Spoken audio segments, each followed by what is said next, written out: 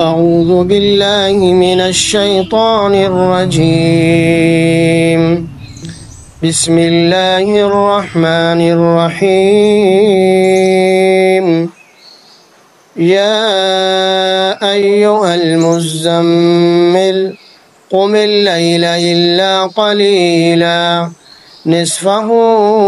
أو انقص منه قليلا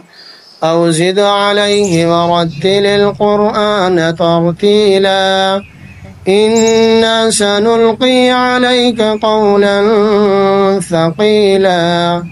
إن ناشئة الليل هي أشد وطئا وأقوم قيلا إن لك في النهار سبحا طويلا واذكر اسم ربك وتبتل إليه تبتيلا رب المشرق والمغرب لا إله إلا هو فاتخذه وكيلا واصبر على ما يقولون واهجرهم هجرا جميلا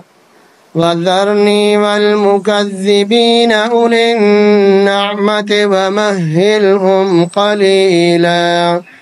إن لدينا أنكالا وجحيما وطعاما ذا غصة وعذابا أليما يوم ترجف الأرض والجبال وكانت الجبال كثيبا مهيلا إنا أرسلنا إليكم رسولا شاهدا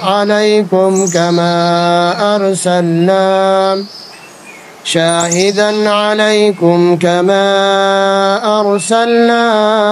إلى فرعون رسولا فعصى فرعون الرسول فأخذناه أخذا وبيلا فكيف تتقون إن كفرتم يوما يجعل الولدان شيبا السماء منفطر به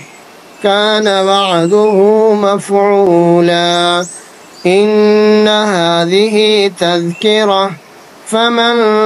شاء اتخذ إلى ربه سبيلا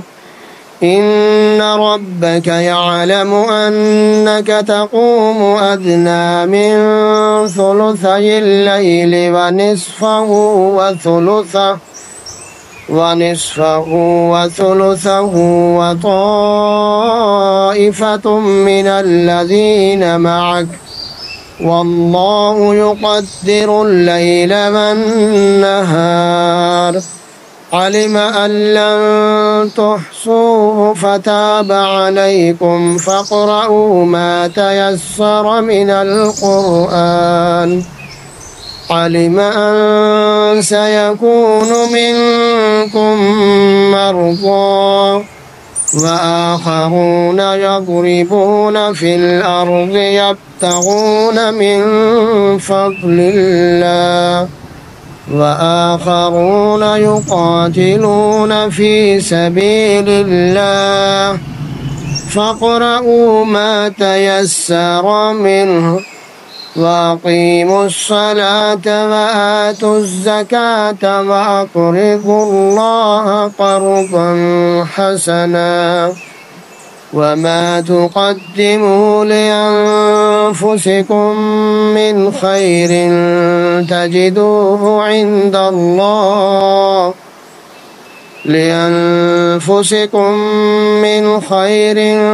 تجدوه عند الله هو خيرا